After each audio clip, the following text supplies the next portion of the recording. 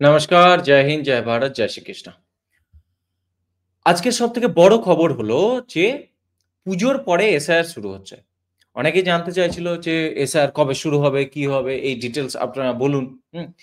এবং আমরা দেখেছিলাম যে লাস্ট কয়েকদিন আগে মানে ৬ তারিখ কি ৭ তারিখ আমাদের কাছে খবর এসেছিল যে ইলেকশন কমিশন অফ ইন্ডিয়া ১০ তারিখ মানে ১০ই সেপ্টেম্বর মানে আজকের ডেটে একটা আ মিটিং করবে। যে মিটিংয়ে রাজ্যের এবং কেন্দ্রের মানে কেন্দ্রের জাতীয় নির্বাচন কমিশন এবং রাজ্যের যে সমস্ত চিফ ইলেকটোরাল অফিসার্স বা সিইওরা আছে প্রত্যেক রাজ্যের তাদেরকে ডাকা হবে। তাদেরকে ডেকে আজকে ওই জায়গাগুলোতে ওই রাজ্যগুলোতে কিরকম পরিস্থিতি সেগুলো রিভিশন নিয়ে পুরো তাদেরকে ডেটা সমস্ত রেডি করে আসতে বলা হয়েছিল ওই মিটিংয়ে। তারপর ডিসাইড করা হবে যে এসআইআর কবে হবে।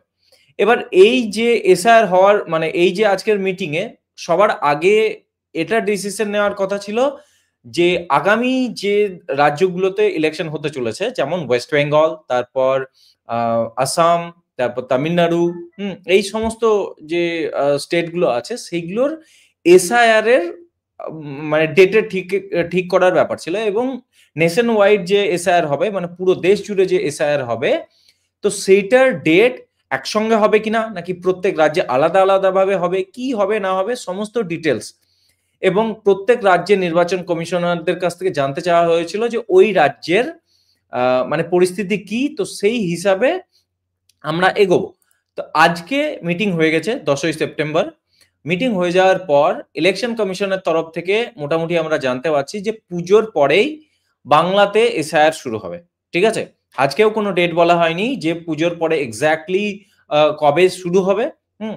কিন্তু এটা একদম ফাইনালাইজ হয়ে যাচ্ছে যে পুজোর পরে ওয়েস্ট বেঙ্গলে এসআইআর হবে। আচ্ছা, নির্বাচন কমিশন এখানে আরো একটা ব্যাপার আ পুরো জিনিসটাকে ক্লিয়ার করছে না বা জানায়নি যে শুধুমাত্র নির্বাচন কমিশন পুজোর পরে পশ্চিমবঙ্গেই এসআইআর করবে নাকি পুরো দেশ জুড়ে করবে সেটা কিন্তু ক্লিয়ার জানায়নি।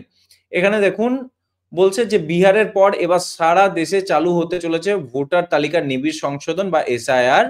জাতীয় নির্বাচন কমিশনের তরফে স্পষ্ট নির্দেশ আগামী ৩০শে সেপ্টেম্বরের মধ্যে প্রস্তুতি শেষ করতে হবে রাজ্যকে।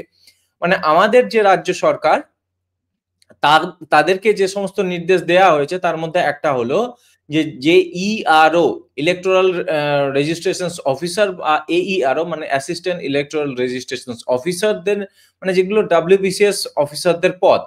তো সেই সমস্ত জায়গাতে অনেক মানে খালি আছে। এখনো অনেক নিয়োগ করা বাকি আছে। তো সেই সমস্ত জায়গা পূর্ণ করতে হবে।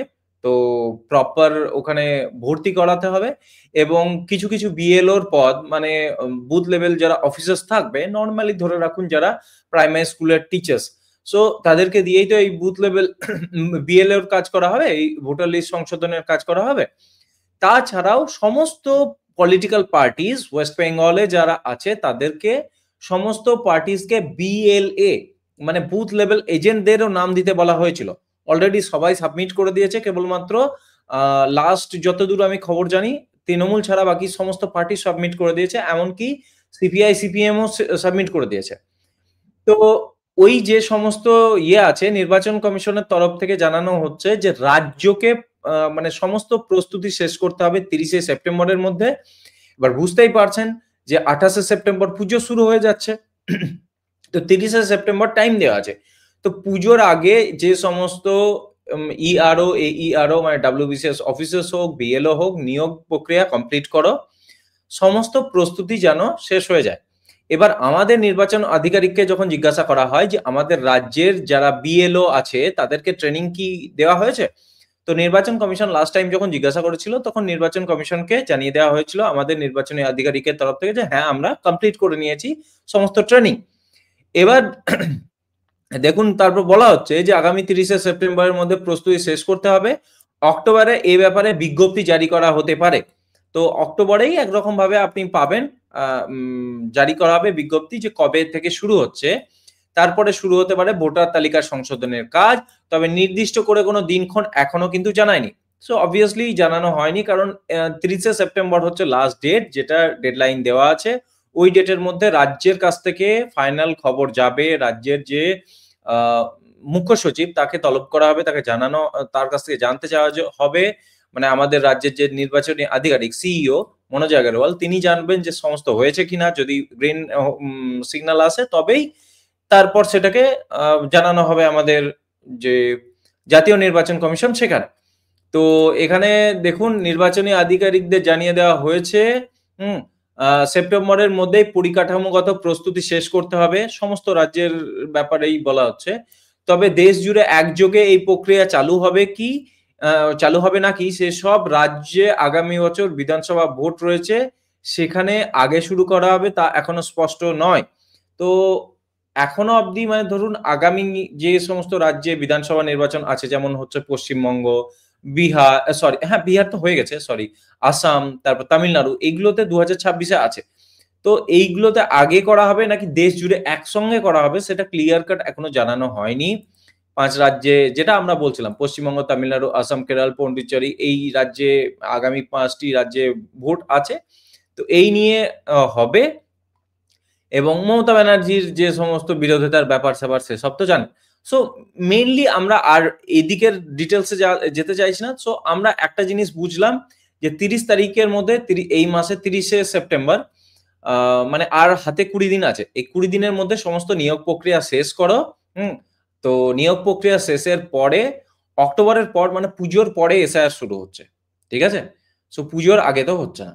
তো পুজোর পরে এসআইআর শুরু হবে এবং ডেট কি ঠিক হচ্ছে সেটাও আমাদেরকে জানিয়ে দেওয়া হবে অক্টোবর মাসে। ২৮ তারিখে পুজো। সো মোটামুটি ৩ সপ্তাহ সময়ও আর নেই। অক্টোবরে ডেট ঘোষণা হয়ে যাবে যে কোন ডেটে কি হচ্ছে। আপাতত ব্যাপার তো এরকম হয়ে আছে। দেখুন মমতা ব্যানার্জি লেট করা বা মানে এতে বাগড়া দেওয়া বা এতে বাধা সৃষ্টি করার চেষ্টা তো করবে। আগেও করেছে, বহুত করছে। কিন্তু তলে, তলে দেখুন ওকে এই এসআইআর করাতে দিতে হবে। যদি এসআইআর করাতে না দেয় বুঝতেই পারছেন তো তাহলে আর্টিকেল 356 এর আন্ডারে এই রাজ্যে নির্বাচন আ কমিশনের সুপারিশে আ মানে রাষ্ট্রপতির শাসন লাগতে পারে। কারণ এখানে সুষ্ঠু নির্বাচন বা নির্বাচনী প্রক্রিয়া ক্যারি আউট করতে না পারার কারণে এখানে লাগতে পারে। তো এই একটা সমস্যা থেকেই যাচ্ছে। সো মমতা ব্যানার্জির কাছে প্রবলেম এটাই যে করতে দিলে যেমন বিহারে ৬৫ লক্ষ বাদ হয়ে গেল, এখানে ডবল বাদ পড়ে যাবে। আবার না করতে দিলেও সমস্যা আছে। এবার আপনারা যেটা অনেকেই জিজ্ঞাসা করবেন যে সেপ্টেম্বরে এই অক্টোবরে অগাস্ট থেকে তো হওয়ার কথা ছিল। তো অগাস্ট পেরিয়ে গেল, তো সেপ্টেম্বর হয়ে গেল। এবার অক্টোবরে বলছেন, তো লেট কেন করা হচ্ছে? দেখুন এই মুহূর্তে যা পরিস্থিতি চলছে আমাদের পুরো দেশ জুড়ে, দেশ জুড়ের কথা বাদ দিলাম। আমি পুরো পৃথিবী জুড়েই বলুন, যেভাবে আমেরিকা আমাদের উপর অ্যাটাক করছে, হুম? যেভাবে ট্যারিফ গেম চলছে বুঝতেই পারছেন আমরা রিঅ্যালাইনমেন্ট করছি। আমাদের নেবারহুড এ পুরো বাংলাদেশ তো বুঝতেই পারছেন জ্বালিয়ে দিয়েছে। তারপর এই কালকে নেপাল জ্বালিয়ে দিল। সো আমাদের দেশের মধ্যেও সরকার ফেলে দেওয়ার একটা ব্যাপার-স্যাপার ডিপ স্টেট বা আমেরিকা করছে। তো এই সমস্ত জিনিস মানে যেকোনো জিনিস থেকে একটা ট্রিগার হতে পারে। সো ভেবে চিন্তে সরকার পা ফেলছে। তো আমার মনে হয় না কোনো রকমভাবে চান্সেস আম আম ইয়ের আগে নেবে।